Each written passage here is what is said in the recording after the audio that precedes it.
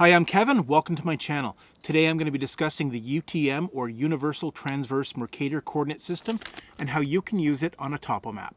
So the UTM grid is this very useful 1 kilometer grid that is printed on just about all topographic maps. The grid is usually not aligned with True North. So why is the grid here? Where does it come from? What is it good for? Why doesn't it align with True North? I'm going to explain all of that in this video. So like my last video about magnetic declination, this video is going to do a little bit deeper dive into some of the theory behind the UTM coordinate system. Don't worry, this really isn't that hard to understand. I just like to explain all the theory. That way when you go to use a map and compass, it's a little bit more easy to understand. My plan here is to make these more complex videos first. That way when I do a more simple video about map and compass, I can point the viewer to these other videos if they want to do a deeper dive. So first, what is the UTM system and where does it come from? Well, once again, we're going to use a globe to explain this. And we're going to talk about projections for a minute. The mathematical process of taking an image from around Earth and illustrating it on a flat map is called a projection. One of the most common projection systems that we use today is the Mercator Projection, which was originally designed by Mercator in 1569. Before Mercator, maps of the world looked a little funky. Mercator's 1569 map actually looks a lot like maps of the world that we use today. So you can imagine there would be an awful lot of math involved in transferring the image of a round Earth onto a flat piece of paper. But think of it this way. Imagine that your globe is transparent. You can see through it. You can still make out continents and other geographic features, but overall the globe is transparent. Now what we're going to do is imagine that there's a giant light bulb inside that globe. And that light bulb is shining a light through the globe and the image is being projected onto a screen somewhere. Let's add a screen. So I'm going to take a piece of paper like this with a line right through the middle, and I'm going to wrap that line around the equator. So there you go. I've got my screen, my piece of paper, wrapped around the equator of the Earth. The paper is touching at the equator and nowhere else. And so this is the essence of the Mercator projection. It's based on a cylindrical projection, as if a cylinder was wrapped around the Earth at the equator and a light bulb was shone through the Earth onto that screen. So we're going to swap paper, and this is actually the Mercator projection. The Mercator projection is very accurate at the equator because there's no distortion. That light bulb isn't distorting those images at all because the paper is actually touching the Earth at that point. But as you get further away from the equator, the image tends to distort. You'll notice that Canada, Russia, Greenland all appear much larger than they actually are. Because the Earth is round and maps are flat, there's always going to be some distortion, but map makers get to decide where that distortion occurs. Okay, so let's imagine you're not happy with all the distortion that you get in the northern and southern hemispheres with a Mercator projection. We can try a very different projection. Let's swap this out, and we're going to take our same screen that we had before, but instead of wrapping it around the equator, we're going to wrap it around a line of longitude instead. Now all our distortion is going to be east and west, and we'll have very little distortion north and south. The image that we're going to get is going to look a lot more like this. So when we turn our screen or map 90 degrees and we align the center of that with a line of longitude, we get something called the transverse Mercator system. Pretty good map projection. If you're worried about distortion north and south, that's minimized, but the distortion east to west is pretty significant. So that's not going to work for us. We can again make one more edit to this, and instead of using a very wide screen, we can use a very narrow screen. So that new projection is going to look something like this. I'm going to use a very narrow screen or map for my projection. This is the basis of the Universal Transverse Mercator system. It's a series of 60 projections around the globe, all of them long and narrow like this one. This minimizes distortion north and south and east and west. So this is great until I move off of this projection, but what we're going to do is just establish a new projection right beside it with a different set of maps. The UTM system is based on 60 of these transverse Mercator projections or zones around the world. Each zone is 6 degrees wide at the equator and it tapers towards the poles. the zones are numbered, and the numbering system begins over here with zone 1 at 180 degrees of longitude, and it counts upwards from west to east, 1 all the way to 60 back here. And furthermore, each of these UTM zones is divided again by a lettering system north to south. Each letter is 8 degrees of latitude and labeled alphabetically from C to X from south to north. These zones don't extend to the poles, and another coordinate system based on a conical projection is used for the pole areas. A and B and Y and Z are reserved for those projections. So to get a rough idea of where you are on the planet using the UTM system, first you specify the zone that you're in by its number, and then your 8 degrees range of latitude by the letter. Here in Northern Ontario, I'm typically either in zone 15U or 16U. So the Universal Transverse Mercator, or UTM coordinate system, was developed in the early 1940s. The US military claims to have invented it, but there's some pretty good evidence that the Germans were already developing this system. A standard grid system is especially important for a military. First of all, a metric grid avoids the challenges of complex base 60 math with degrees, minutes, and seconds. And using the Pythagorean theorem, a grid allows you to easily calculate the distance from one point to another, even if the other point is on a different map, because both maps share the same grid. For a military, a standard grid makes it much easier to identify your position in relation to the enemy's position and call in an airstrike or delivery of troops to another location. So that 1 kilometer UTM grid is drawn across this entire zone. The grid system is metric, and the coordinates are always specified in meters. The point of origin for each zone is right here, the point where the central meridian of the zone crosses the equator. So the point of origin for each zone isn't set at 0, 0. In fact, the X or easting coordinate is set at 500,000 to avoid the use of negative numbers. The numbering system increases from west to east just the way the zones do. So if you move 100 kilometers west from the origin, your easting is going to be 400,000 meters. If you move 100 kilometers east of the origin, your easting is going to be 600,000 meters. So the northing, or Y coordinate, is again always specified in meters, and it starts at 0 at the equator, and it works its way up to about 9,300,000 as you get towards the poles. So when you identify where you are using the UTM system, you first start with the zone number that you're in, followed by the letter identifying the range of latitude that you're in. But the letters don't need to be used. You could simply specify the number of meters you are away from the equator, but you're going to have to specify north or south. Whenever you write this out, you always write out north completely or south completely. That way you don't confuse it with zones N or S.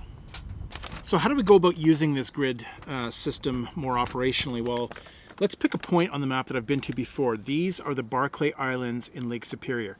I can identify the Barclays as being in zone 16U. Then I can use the UTM grid to identify a more specific location. So to figure out where the Barclays are using the grid, we're always going to read the X coordinate or the easting first, followed by the Y coordinate or the northing. So some folks have a challenging time remembering which set of coordinates comes first. If that's you, you might benefit from a trick like this. Some people think of you're always entering the house first before you go up the stairs. And other people try and remember what a short order cook says, which is order up, whatever works for you. So to find the grid coordinates of the Barclay Islands, we're going to first read our easting. We're going to start in the bottom left corner of the map, and we're going to read the first blue number, which corresponds with the UTM grid. This grid here starts at 501,000 meters east, and we're going to count upwards every kilometer. So 501,000, 502,000, 503,000, all the way over to here where the Barclays are, 522,000 meters east. So now I can read the northing from the edge of the map here, starting at the bottom, working my way north. This map here starts at 5,400,000 meters, and the Barclays are only 1 kilometer from the edge of the map. So the grid that they're in, the Y coordinate, is 5,401,000 meters north. The Barclay Islands are almost completely within this grid, and if I wanted to identify that grid with the UTM system, I would describe it as 16U, 522,000 meters east, 5,401,000 meters north. That's going to identify the square that the Barclays are in. So we've identified where the Barclays are within the grid system here, this 1 kilometer grid, but the UTM system is designed to be much more accurate than that. It's designed to be accurate to the nearest meter. So there are 3 more digits that we can use to provide greater accuracy. So if I wanted to provide more accuracy to where the Barclays are, I can do that a couple of ways. One would be to simply eyeball it. I know the rough position inside this square, and I can imagine a grid from 0 to 10 on the edge of that square, and from 0 to 10 up. And I would probably say that this is 500 meters in and about 700 meters up inside that 1 kilometer grid. That's going to give me a certain measure of accuracy, but I can do even better. Now, an even better way would be to look at your compass. Most compasses, if they have a clear base plate like this one does, will have at least 1 scale printed on them. This has 2 scales meant to be used with a UTM grid. It has 1 scale for a 1 to 50,000 map and another scale for a 1 to 25,000 map. So this is a 1 to 50,000 map, so I can overlay this grid on my map, and then I can very accurately count the position of the Barclays using the scale. And this is another tool that you could use if you have it. This is what I call a navigational protractor. Some people will call this a military protractor. It has degrees all the way around it for estimating your angles, but it also has a number of scales. This one has a 1 to 50,000 scale, a 1 to 25,000 scale, and a 1 to 100,000 scale. So I could put this over top of my grid, and this one has even more tick marks, so I can provide an even more accurate estimate. So the Barclays are a little large. Let's say I want to really pinpoint the center of this little island here using the UTM system. So the first thing I'm going to do is I'm going to put my map down on a flat surface, and I'm going to grab my compass, and I'm going to use the appropriate scale. I'm going to overlay that on the UTM grid that the island falls in. So this scale has 10 equal tick marks. Each of those tick marks are going to represent 100 meters. I can count to the nearest 100 meters, and then I can estimate between the tick marks down to about the nearest 10 meters. So for the center of this island in the Barclays, I get 522,600 meters east and 5,401,950 meters north. So a more accurate UTM position for this smaller island is 16U, 522,600 meters east, 5,401,950 meters north. So can we push this system a little bit further and get more utility out of it and use it to help us measure distance?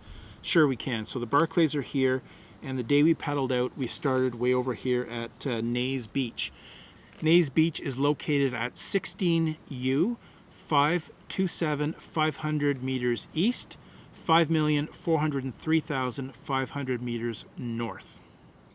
So we can certainly use the grid system to help us estimate distance. The crudest way to do that is to simply count squares. Each square is 1 kilometer across, and so we simply count the squares. My rule of thumb is whenever you count a square on a diagonal, that you add 0.4 to the distance. So I've got 1, 2, 3, 4 squares to the Barclays and a little bit. So my rough estimate is 4.8 kilometers and a little bit. So I can also just simply measure the distance in a straight line with a ruler, and I've got a ruler on the edge of my compass, and I can use that knowing that every 2 centimeters is a kilometer. I get 10 centimeters pretty much on the nose, so another estimate is 5 kilometers. So the last method for estimating distance between 2 points might not be that useful for most backcountry travelers because you're going to typically have a map with you. But let's say maybe you're in the military and you know the coordinates of 2 different points, but you don't have a map, and you really want to know the distance between those 2 points. Well, if you can take those 2 UTM coordinates and apply the Pythagorean theorem to them and calculate the distance between those 2 points. If I do that with the 2 coordinates I provided you for Naze Beach and the Barclays, I get 5.124 kilometers, which is pretty accurate, more accuracy than you actually need. So at the beginning of the video, I promised to explain the UTM grid and its alignment or misalignment with True North. The edge of your topographic map is always going to align with true north, and sometimes that grid is pretty close and sometimes it's off quite a bit. So why is that, and how can you work with it despite that that misalignment? So we're going to want the globe again to help explain this, because the misalignment with the UTM grid and true north is all about distortion.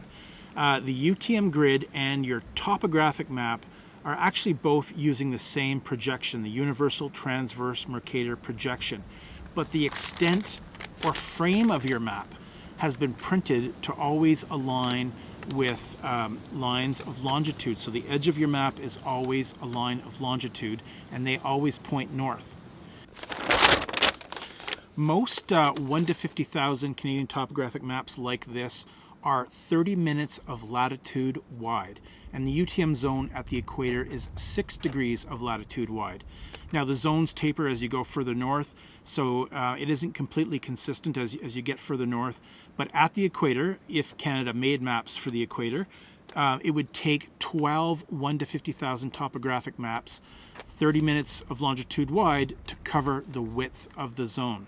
All right, so let's imagine the edge of this ruler is parallel to the UTM grid of the zone. If you have a map that is printed very close to the central meridian of the zone, that UTM grid is going to be parallel to the central meridian, and it's going to point pretty much straight north. If your map is out on the edge of the zone, the UTM grid is still going to be parallel to that central meridian, but that's going to point slightly away from true north. So this map that I have been using throughout the video is very close to the central meridian of zone 16. The easting of this map was 501,000 meters. That's only a kilometer away from the central meridian of the zone. Accordingly, it has a deviation from true north of 11 minutes. That's not very much. When I look at the edge of the map and the grid, my eye cannot detect significant deviation at all. Now this other map that I have here starts with an easting of 285,000 meters. So that's 215 kilometers west from the central meridian of the zone. This map has a deviation, or at least the UTM grid has a deviation from true north of just over 2 degrees west. So even if the UTM grid is not running true north for you, you can still use the UTM grid to help orient your map. Here's how you do that. First, what I'm going to do is take my compass, and I'm going to adjust it for the local magnetic declination. I'm going to go online, I'm going to figure out what that is, and I'm going to make an adjustment or a calculation to my compass. If you have one of these compasses with adjustable declination, it's much easier. Next, what I'm going to do is set my compass to 360 degrees or true north, and I'm going to find true north with it. There it is, right there. Now I'm going to put my map down and put my compass on the very edge of the map and line things up so that the map and the compass are both pointing true north. The UTM grid is off a little bit, but the map and the compass are pointing true north. Next, I'm going to adjust the bezel of the compass so that the orienteering lines line up with the UTM grid. I want them parallel. So now what I'm going to do is take my little screwdriver here and readjust my declination. The camera angle is a little bit off here, but what I'm doing is readjusting my declination so that my magnetic arrow is on the orienting arrow. Now my compass is adjusted for both the magnetic declination and the UTM grid. Now if I want to align my map with true north, I no longer have to use the edge. My compass is adjusted for the UTM grid, so I can find true north with my compass, put my compass on the map, and line up those orienteering lines inside the bezel with the UTM grid, and then adjust my map until I find true north. Now once again my map is pointing to true north. And this is now very handy because I no longer have to orient my map to true north when I want to use it. I simply put it down in any direction I like, find my point A to point B that I want to travel in, line up my compass to that direction, point A to point B, and then realign those orienting lines with the UTM grid. Now that bearing is the bearing I want to travel. If I'm at point A and I want to go to point B, So that's going to be the bearing that I want to travel. All I have to do now is hold my compass level, put the magnetic arrow into the arrow of the base plate, red in the shed, and that's the direction that I want to travel. Alright guys, thanks for watching. I hope you got something out of this video. If you did, please hit like, share, and subscribe. As always, I hope you have a great day, and I hope you find time to get outdoors.